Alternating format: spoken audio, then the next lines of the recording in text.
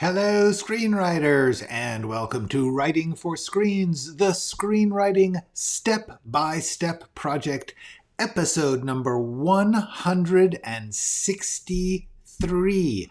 My name is Glenn Gers, and I come to you every Monday through Friday, if I can make it, at 3 p.m. Pacific Standard Time, to let you look over my shoulder, share my screen as I write a script. I'm doing this in order to teach a part of screenwriting that I think is underserved in the screenwriting teaching world, which is the process, the actual day-to-day, scene-by-scene, line-by-line writing of the script on the page. Lots of people are telling you how to make a great script, but very few of them are telling you how to actually make a script, just the thing that will be great. And that's what I'm here for. It is not the only way to do it. It is not necessarily the best way to do it. It is just what I think is a really practical way. Just break it down to some simple steps that you can adapt to your own needs, because everybody does this differently. Every project is a little different. So all I can try and do is show you what I taught myself in my 25-year career writing for movies and television, and I'm going to let you watch me walk through it in case it is helpful for you when you are facing the blank page. Take what works for you.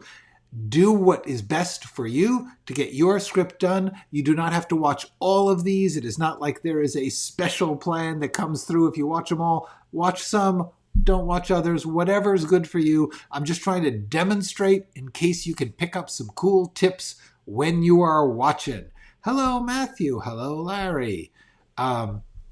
So let's just get right to it because we are rewriting. I wrote an outline at the beginning, the first 30 or 40 episodes of this thing, and then I spent another 30 or 40 episodes, actually probably more of each, writing the rough draft. And the rough draft was kind of a mess, probably more messy than it should have been because I didn't want to spend too much time on the outline. So now I have gone through that and re-outlined it, and now I am rewriting it. I'm trying to cut it down and make it actually flow like a script. So let's get right into that. Division 5, how you doing? All right. So we have gotten to a new scene. And this scene, I've already cut most of it out. This scene was a disaster. Once again, especially in a pilot script, pilot scripts are really hard because you are trying to establish a lot of stuff, which will then play out over hours and hours later. And so pilots tend not to actually represent what a series is like. Most pilots, they're a little clunky. And this is definitely a case where I've got just too much time trying to get into certain scenes. And the thing to do about that, by the way, is to have some faith that you don't need to get it all in. You just need to get the hook in. You need to establish what the really, really essential things are, and then you can develop the rest, let it play out as the show goes on. Hi, Butte. So in this case, I've got all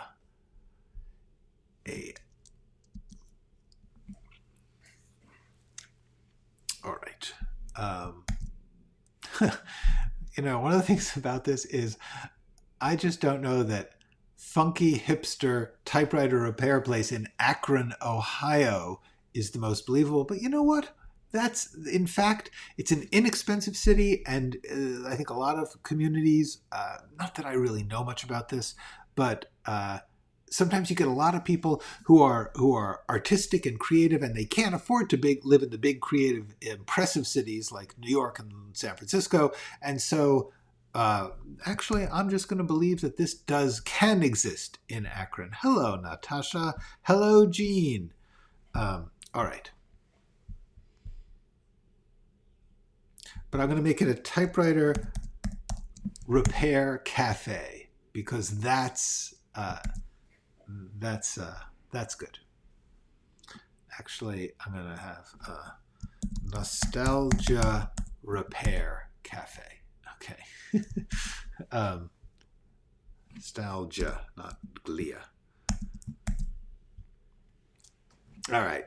So now I'm gonna write a paragraph that describes this. Then I'm gonna try and boil that paragraph down to something short because long paragraphs are bad. A funky, hipster-ish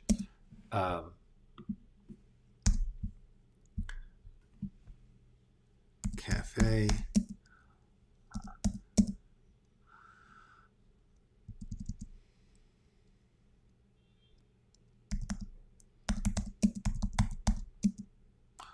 Which also features repair services for obsolete technology like vinyl record players, 8-track decks, 8-track decks, analog clocks, and typewriters.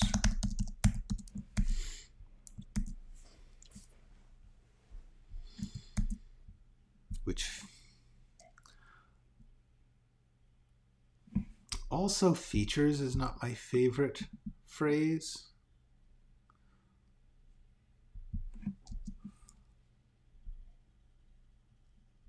Repairs. There we go. Services. Oh, look, people are here. Call it the space bar. That's funny, actually. Sarah, hello, hello. Hi, I write. The space bar. Space bar. The thing about the space bar is the space bar cafe. You know what? I'm just going to do it. Why not? Space bar, because that's actually one word.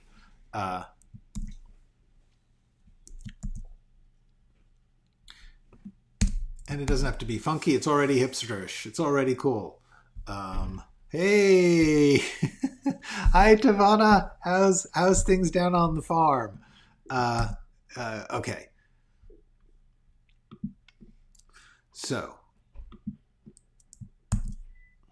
okay. All right, let's see what's going on here. Norman Murch, 58 years old, watches the repair. What's okay?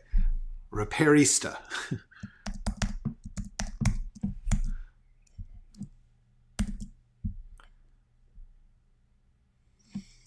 Monocled, bearded and monocled here. Bearded and monocled. Monocle. Yeah, I think that's right. Is that a word? Hold on.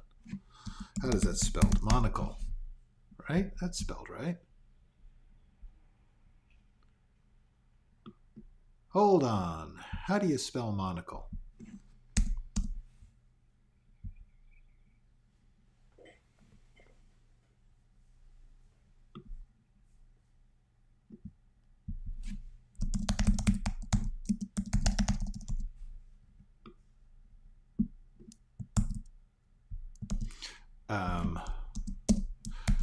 All right, let's see. So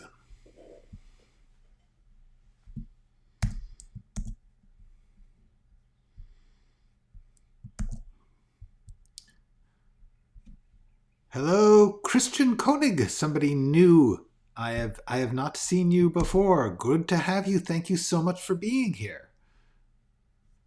Hang on just a second. Okay. I am just going to quickly look up Monocle. No, not monocle.com. Monocle definition. Monocle. Ah, that's it. Okay. There we go.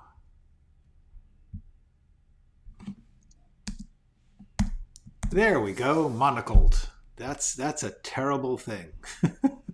All right.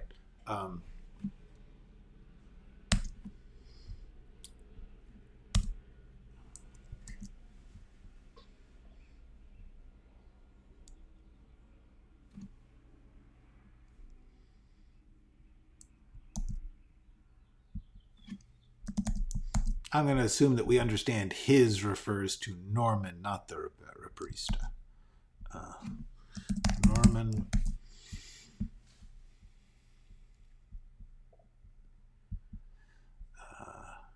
Okay. Issue number 5, Zen Buddhist daily routines. Oh, that's cool. Isn't it great what you have to learn when you're doing research for something and how it influences your life and how good it is for you? Japanese Zen Buddhists are fascinating. I know someone who is studying them a little bit, and so I've heard a bit about Japanese Zen Buddhism, and I think that would be a fun thing to research. Great. Well, welcome. I am so glad that you guys are here.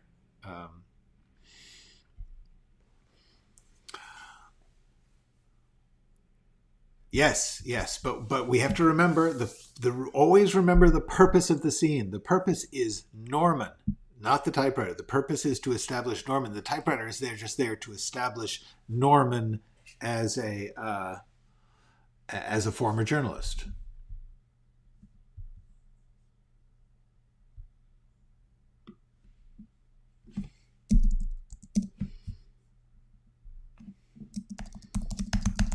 Forcibly.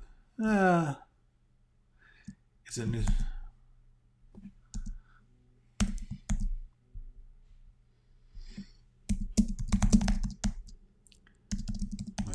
The cliche, and pretty much the cliche is actually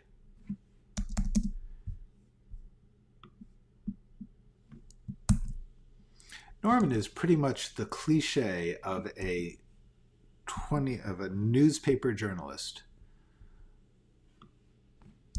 but still trying. The world hasn't left him behind just yet. That's okay. See that this is okay. This is my idea of a character introduction. In other words, it doesn't matter what he's wearing.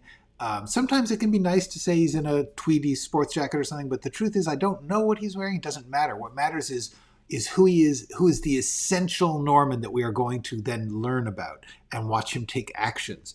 And the main thing about him is that he is a very 20th century guy who is devoted to a form of journalism that is gone. That is so. Just giving us that, we will build out the guy in our head. But I do believe that you don't want to over describe people if you can help it. You want to keep them defining themselves through their action. Hi, Dan. All right.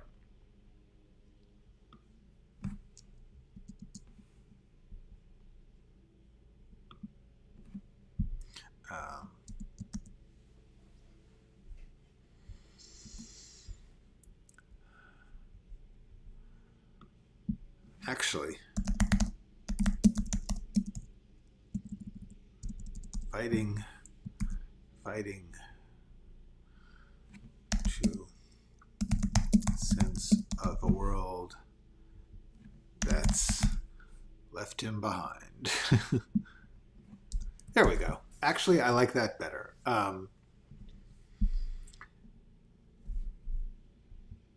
The cliche, pretty much the cliche.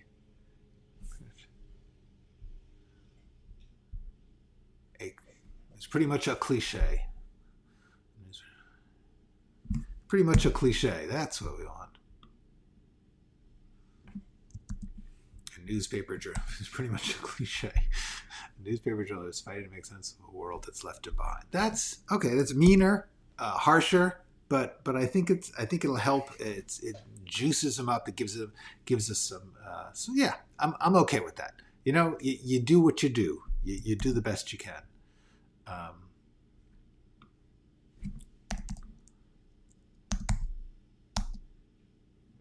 Reparista. There we go. Okay, now I have created the Reparista.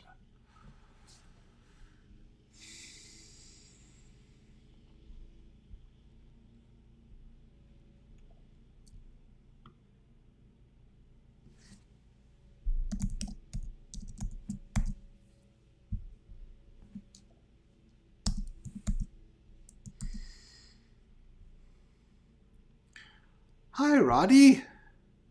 Oh, okay. Hey, Christian, thank you so much for being here. I really appreciate your checking in and saying hello. It's so great that you did that. Please just watch it during the day on recorded. It's fine. If you have a question, don't hesitate to ask by just going to writingforscreens.com and you click contact me and you can send me an email.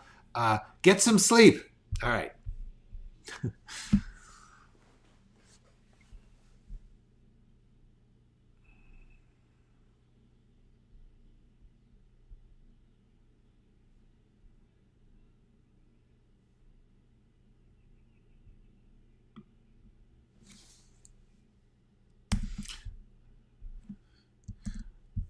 Let's see if I can I get this all? Nope, can't get it all on one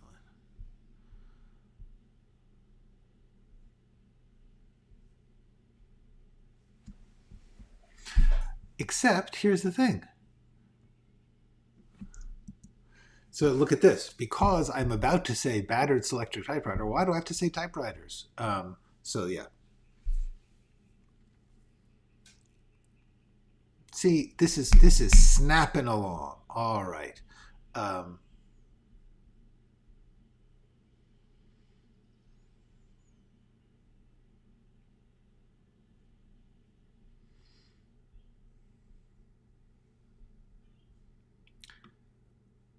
take 2 weeks. Gonna take 2 weeks. It cost you more than just buying a laptop. I have a laptop. I just like using this from my book.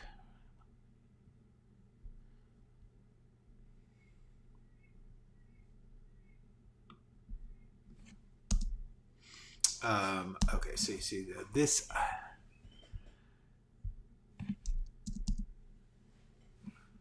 I want to get this idea that he worked for the New York Post. I'm just using this in my book. Good. It cost you more than I have a laptop. I'm just using. I just like using this for my book. I'm writing about the.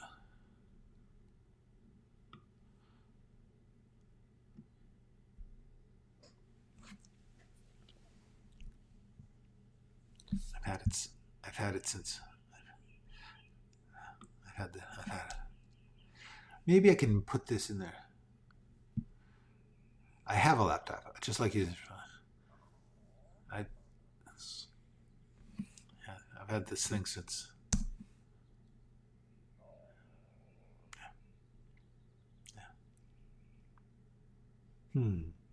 Hi, Kirby. I am trying to consolidate these lines into this speech. Okay, I have a laptop.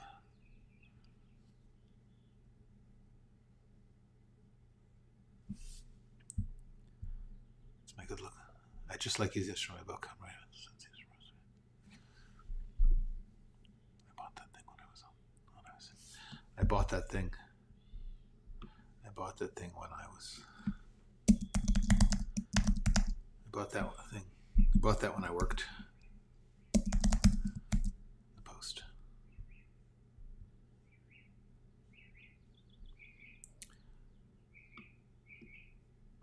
I just like using it's about the it's about the death, so it seems appropriate.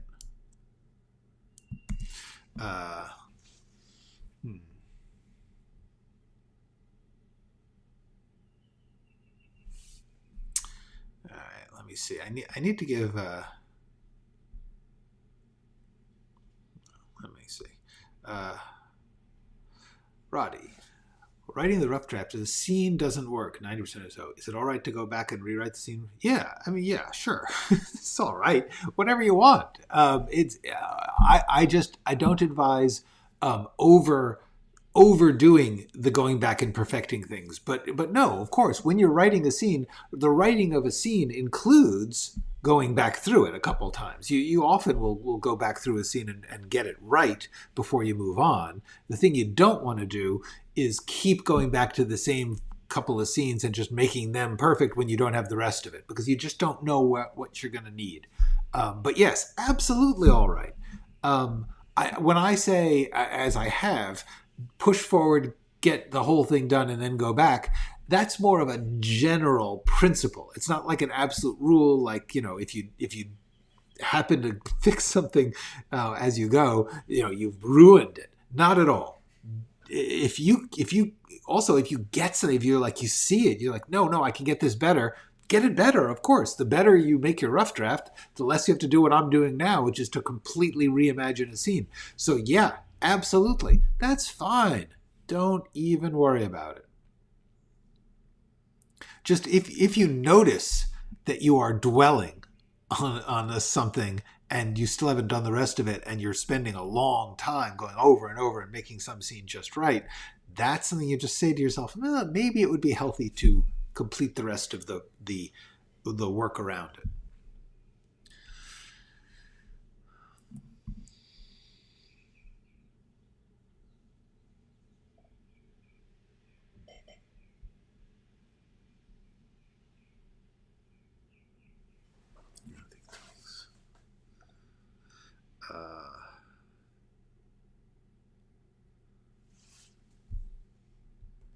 Oh yeah, he has an agenda.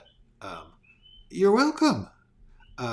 Yeah, It's important to establish. I mean, we're going to get. The fact is, Norman has actually some legitimate points in his rant, but we definitely want to give him a little edge here of like a guy who's got some problems, because that's what the relationship with Madeline is going to bring out for each of them, the things that they need to get better at, to the parts of themselves that are unfinished, and the relationship is going to force them to look at that. Not that anyone's ever finished, but yes. Okay.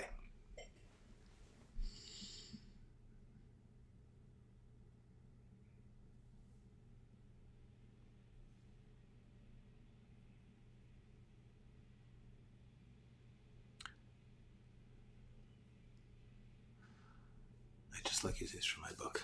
So that seems it seems appropriate. Anyway, and I bought this.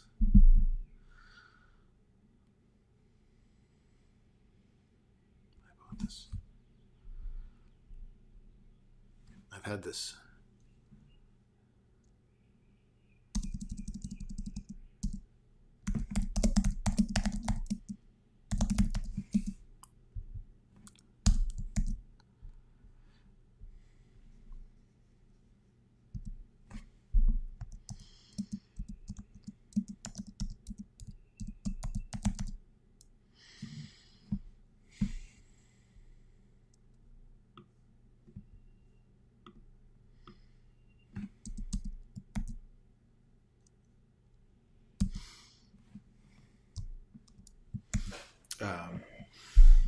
The point about the Reparista and this whole cafe should be a little bit of humor, just a little bit. Now the tricky thing is,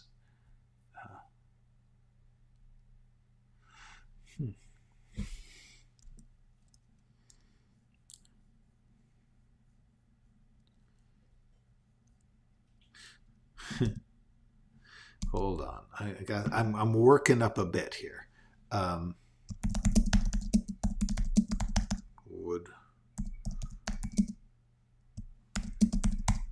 Woodstein. You know Woodstein? Now, here's the tricky thing.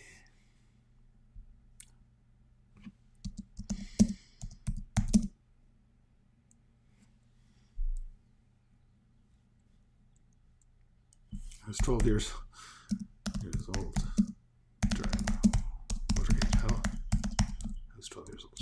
Hell, I was 12 years old. 12 years old. I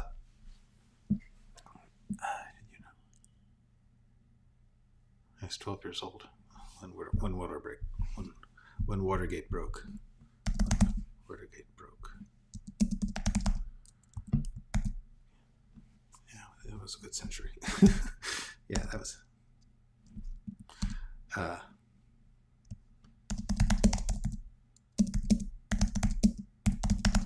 That was a good century. Do you know Woodstein?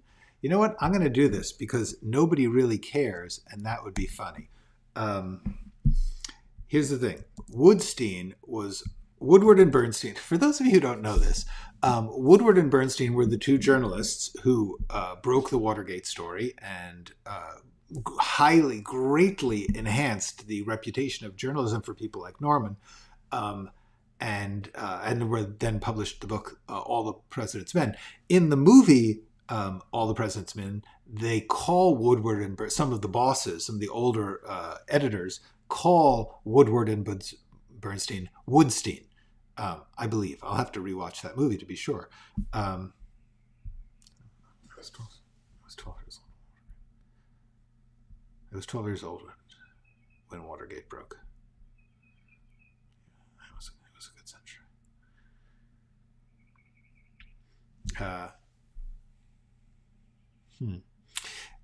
The tricky thing is how to use the Reparista to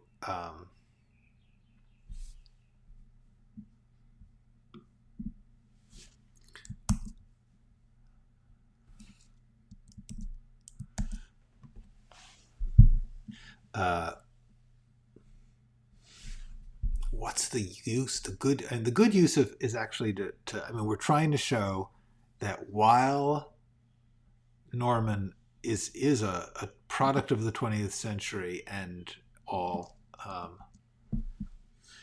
he's not this. He's not a hipster. He's not actually romanticizing the old. But I'm kind of have him doing that. So.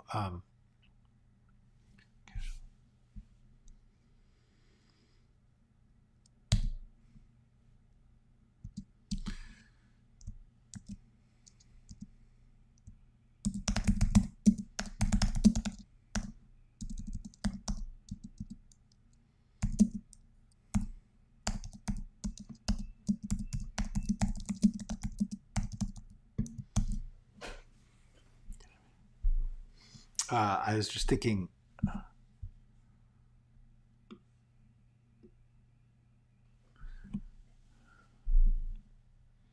was just wondering. Yeah.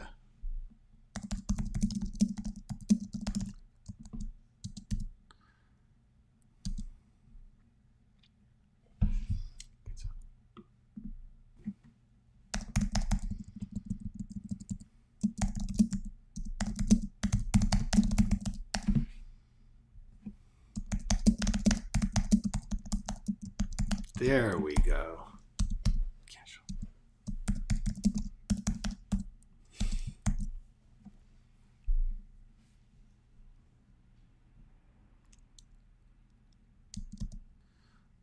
Okay. All right.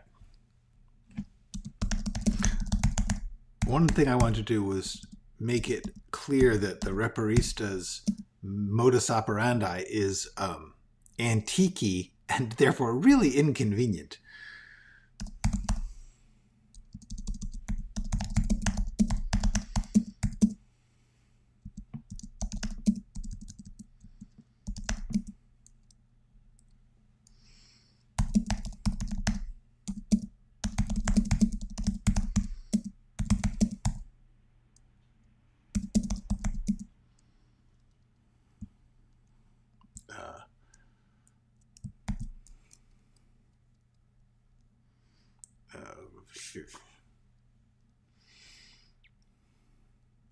What's this called?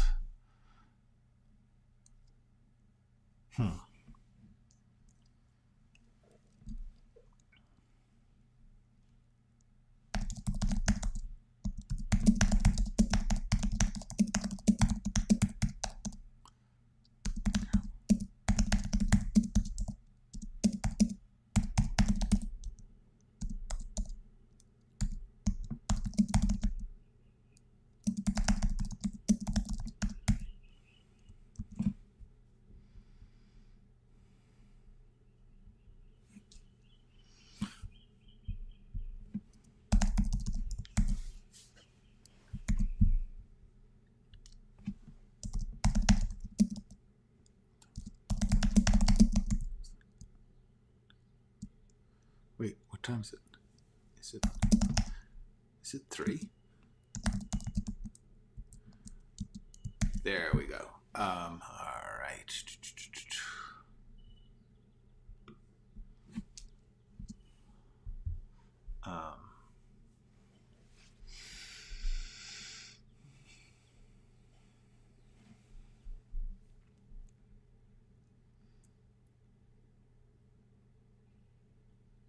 Do I need the Washington Post bin?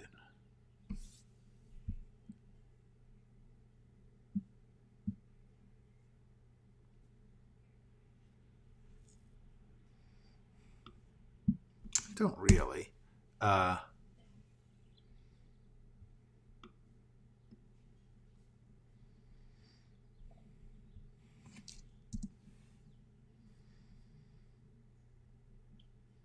Hey, Ches. Shay, well, is it Shay? Are we French or are we Ches? Hi, Ches. Shay Ches. Thank you so much. I'm really, really glad. And I'm glad you found it. That's great. It is good that people are still finding it and getting stuff. The whole point is that you get something from it. There is no other purpose to what I am doing. So great. I hope you enjoy this. Please ask questions if you have any. I'm currently trying to keep this really short, but at the same time get a little bit of character and flavor in.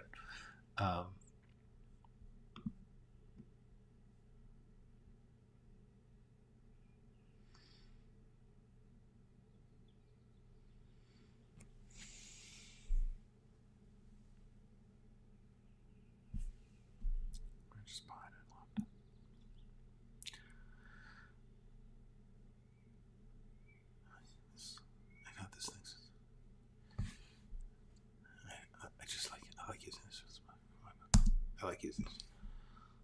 Seems appropriate.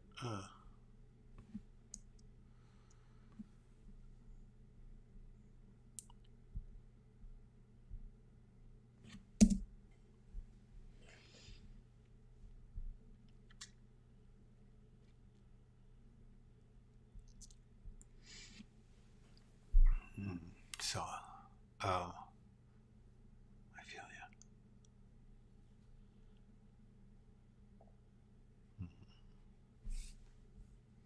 you. Yes, I do. I do indeed. So yeah, you can random writing stuff. There's only so much. There's a lot of things I do not know about life. This is just bothering me. It's bothering me that this runs to 2 lines. So I was just trying to figure out.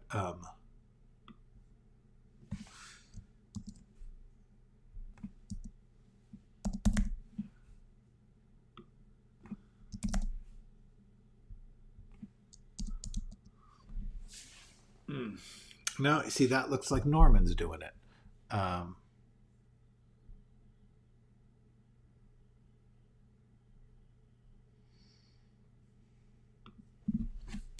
The Repairista size. Wiping his hands on a rack. There we go. It's gonna take 2 weeks. I have a laptop. I like using this from. I just like using this. I was just thinking and that's a problem.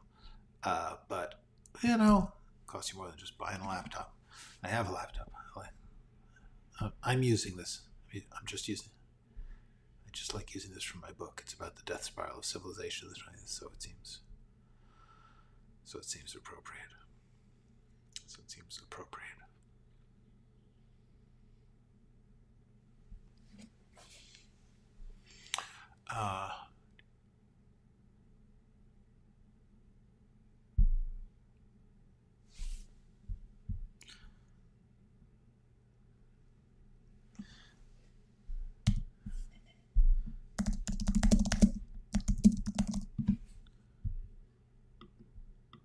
Look at that. Boom.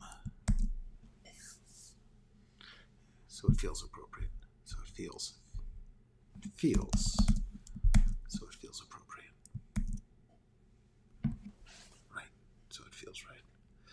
I just like using this for my book. It's about the death spiral of civilization in the 21st century, so this feels... So it feels good to bang it out. So it feels right to bang it out on a machine when I worked in DC on the Post.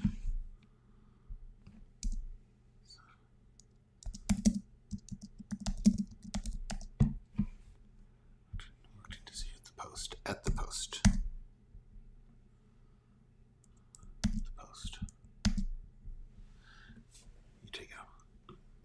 You take apple pie? You take apple pie?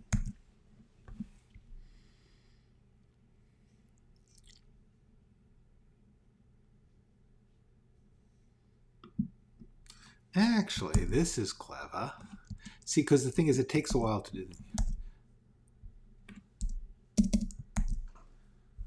To DC at the Post. So it feels right to bang it out. So it feels good. Feels right to bang it out on a machine I bought when I worked in DC worked at the Washington Post. But when I worked at the Washington Post, worked in DC at the Post. Yeah, he's like being very insiderish.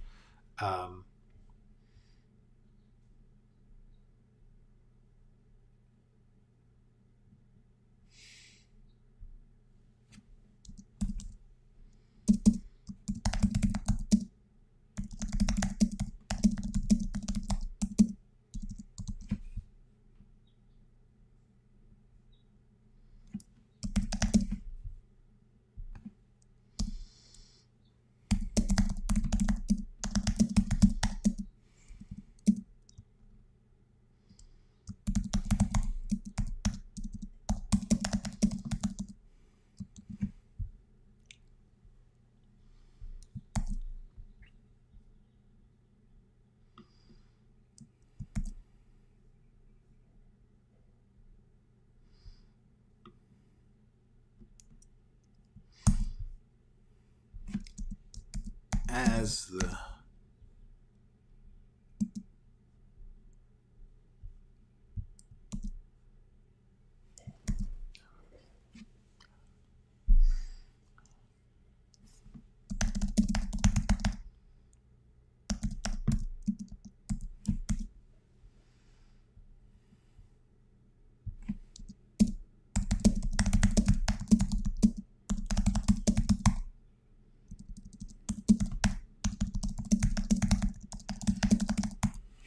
There we go.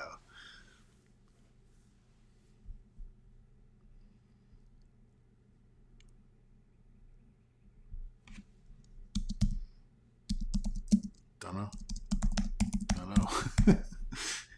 I like, see, this is fine. The reparista doesn't know or care what time it is.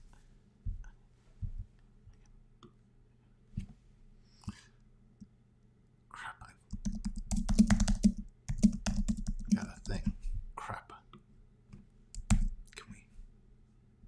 I've got a thing. Can we?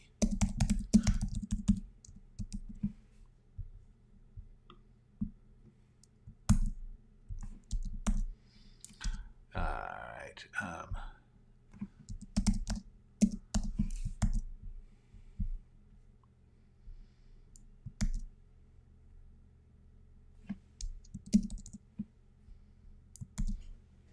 Use it 3. Don't know. Crap, I've got a thing. Can we?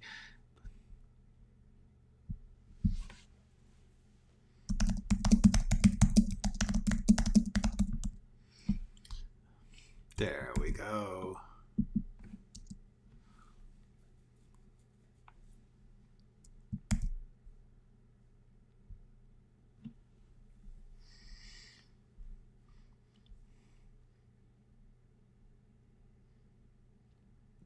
Do you have questions, Trey? By the way, you said you wanted to know about the Q&A stuff. You got random Q&As. I am here. We're doing okay. This scene is actually coming along.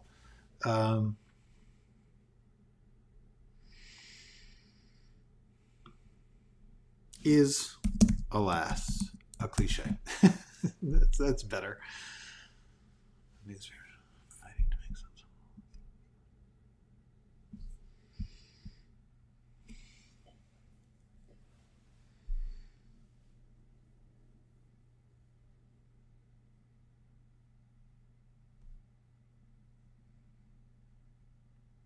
We don't need this. We don't need the wiping his hands on the rag is gonna. That's just unnecessary. See? Hello, Sohi Baba. Very nice to meet you. And all these people who I've never met before. So great. We all understand the writer's mind. Oh, no. I actually appreciate it. No, you can ask something. We got about 10 minutes left, 15 minutes, and I'm doing okay.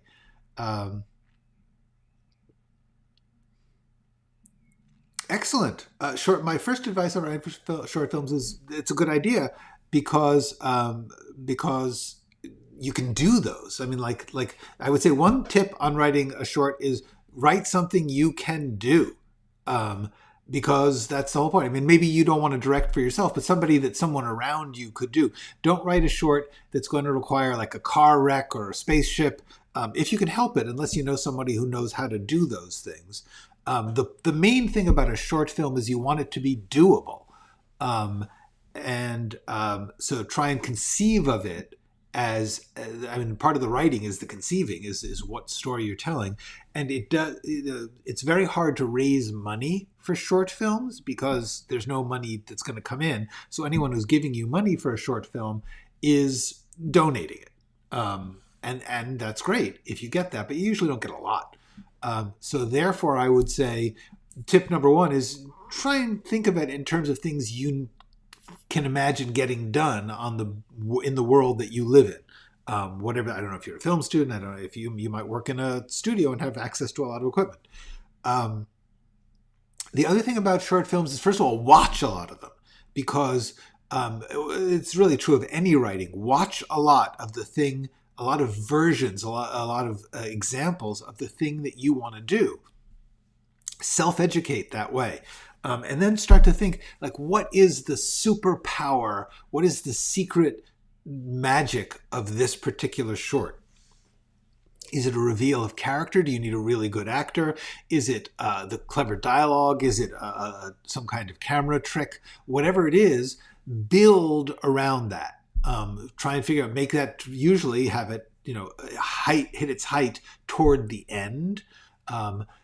Most shorts have a moment of clarity or revelation at the end. Most things do, but especially a short needs something to give it a closure and a power at the end. So that's it. Yes, okay, that is a great question. And the answer is give them distinctive actions.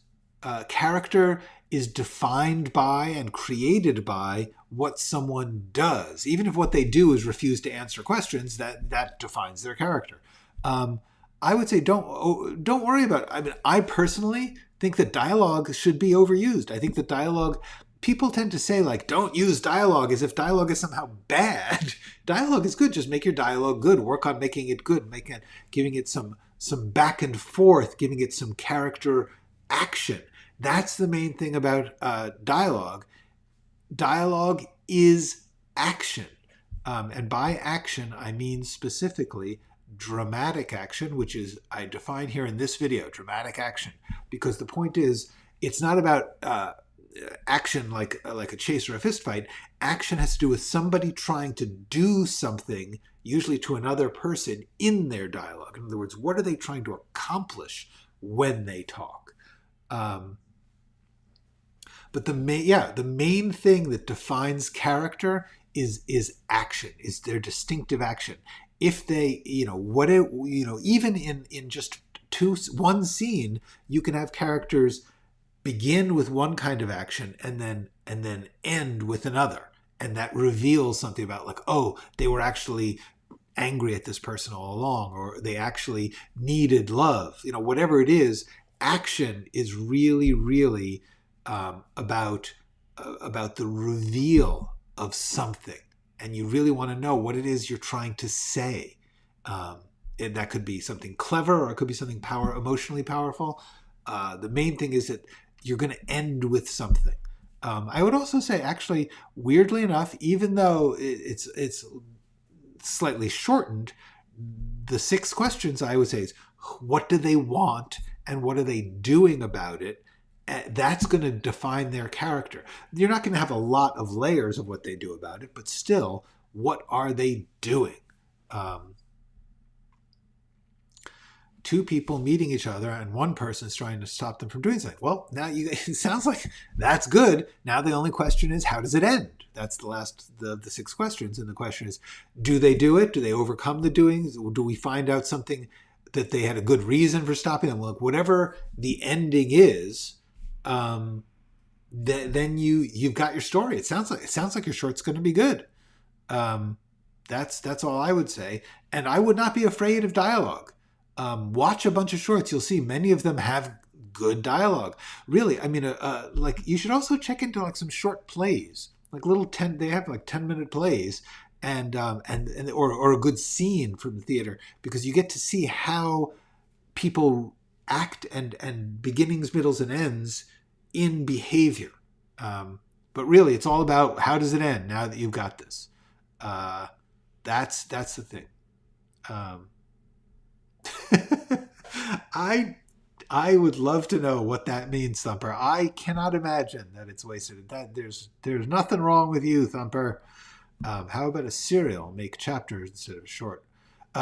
These are all possible, especially now with this web here.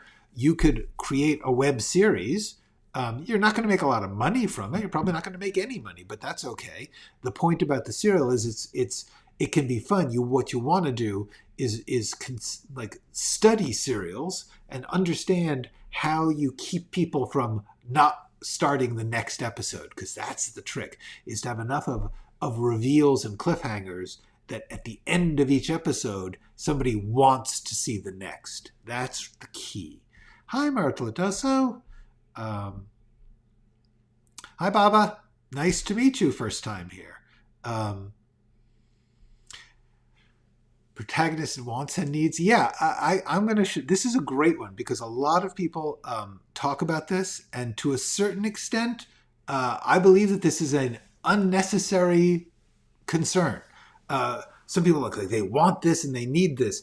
That's the words. That different people will say different things about that. If you care to, you could define what they need as the bit, what method actors and me tend to call the super objective. In other words, the objective is the specific concrete thing they want, and they're trying to do in this story. However, like, they could be trying to, meet the head of the opposing high school's cheerleader team, and what they want is love. So their need, if you want to call it that, is love, or super objective is love. There's a larger issue, but what they actually want is for this person to go out on a date with them, or to love, to accept their kiss, or whatever it is that you're defining as the specific thing that they want. But I truly believe that there's not a big difference between want and need. It's 2 ways of saying the same thing. You want something. You feel like you need it. If you need something, then you want it. To me, it's the same thing. I think sometimes writing teachers, they come up with these systems where they're like, this is this, and this is... Those are just names they're making up for things. There is a sense that there is a specific objective, a specific thing they want or need, and then a larger general one that may reflect. So that therefore... do they want to be rich? And if they want to be rich, why? Is it because they want to be impressive, or because they want to be admired, or they want to be safe? Those are very different desires, and those are the super objective above, I want to be rich. So does that make sense? Producer, he said, my use of dialogue is perfect for soap opera genre. I am aiming for it. Great. Yes. Actually, soap operas are fun because they're essentially plays. And I would urge all of you to study theater. learn how plays work, because the thing about plays is they've stripped down to very little except the acting and the dialogue. And so therefore they got to be really good at that. And then you can learn some really cool things about how people behave and act upon each other without, doing stuff like 6 weeks later they bought a house and stuff, because you don't need that in a play. You're in the moment. All right.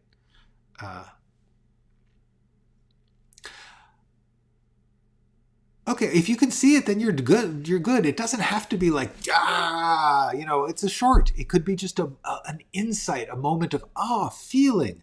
It doesn't have to be like, I never realized that he was actually a shellfish. It's like, who cares? You don't have to have a twist all the time, but you do have to have a reveal. There's a James Joyce story that I read in high school in his book, The Dubliners. There's a story where these two kids are out and they're playing in a field or something, and this old man comes over and he's kind of creepy. And the last line of the sentence, I don't even remember the name of the story or anything, but I remember the last line shocked me, because it was something like, I realized I had despised my friend all along, or that there was this insight into their characters. And that's all the story was about. It was about something that made you see your friend differently, and you realize you don't like your friend. Anyway, that's a good story. It's a good ending for a story. It's a good ending. Like, if there's an insight, a feeling that becomes clear at the end without a word, that's cool. It doesn't have to be an explosion. Good. That's great. Yeah, the protagonist can be the antagonist. I mean, in the sense that the protagonist can be struggling against a part of themselves or a desire within themselves that's their problem. You have to figure out what they're doing in terms of action when they are who, or how we see that protagonist in the same person. It's an interesting challenge, but it's certainly possible. Cool. Great.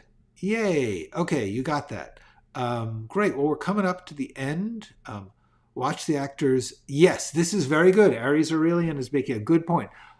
Watch some shorts. Watch how the actors, when you are looking at things you like, watch how the screenplay gives the actors a thing to play.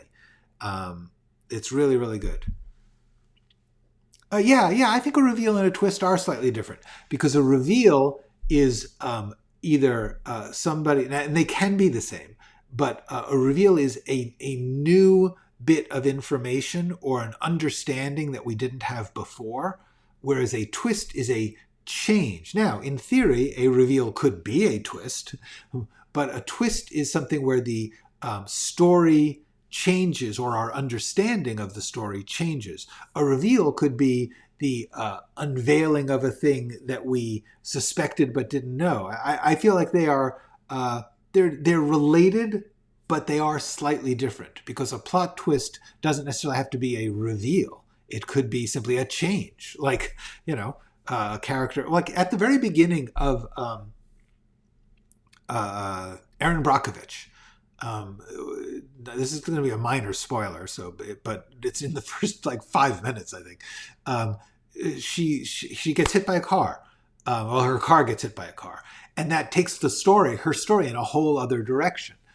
In a sense, that's a twist, because you think you're dealing with one thing, and then another thing happens and changes it. So I believe that. I mean, the plot twists are, in theory, a change in the story or a change in our understanding of the story. A reveal is simply a new bit of information, which can change the story, but might not. It might be the ultimate, usually a reveal is going to be kind of a twist. But anyway, I believe that they're not quite the same thing. Does that make sense? Okay. Well, if that makes sense, then I'm going to start to come down on stopping for the day, because we're closing in on the hour, and so it seems like this scene will take some more time to get the rest of the scene, because there's some technicalities about how I'm going to introduce the zoom to the next part of that scene. So that's going to be tomorrow. Yeah, I think it is. I like this is something I read in high school, but I believe it is called the Encounter. Yes, the Encounter. It's like these two kids playing in some empty field or something in Dublin, and some creepy old guy comes and talks to them, and the dynamics between the three of them reveal the narrator's feelings about the boy he's hanging with. And I just it showed me something about the meaning or shape of a short story in this case, is that very often a short is heading towards a specific note of feeling or a revelation of understanding of a person or a situation. Cool.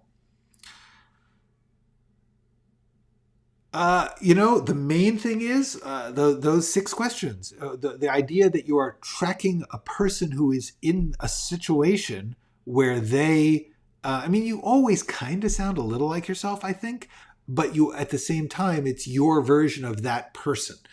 So the main way that you find that you get different characters' voices is think about what they want, how they operate, what do they feel, and who they are. I'm going to talk about this more in a video about dialogue, but partly you can just be very mechanical. You say, okay, I'm going to make this guy talk in long sentences and this guy talk in short sentences. Or you can say, like, this one's going to use, nautical references a lot. Whatever it is, there's ways to give people a defining verbal style, but the main way you define a character through their dialogue is how they feel and think is expressed. Are they very confident? Are they very questioning? Those things will give them a style, and especially in the moment. What are they trying to do? That's how you really define it, because what they're trying to do defines how they talk. That's pretty good. That's pretty good. Something that's new information, it's new. And yes, I think that's very good. Contradicts our expectations or gives us new information. Well done, Matthew. Thanks, Division 5. It was good. Yeah. Cool. Yeah. Okay, great. So everybody, have yourselves a dynamite night and go write something.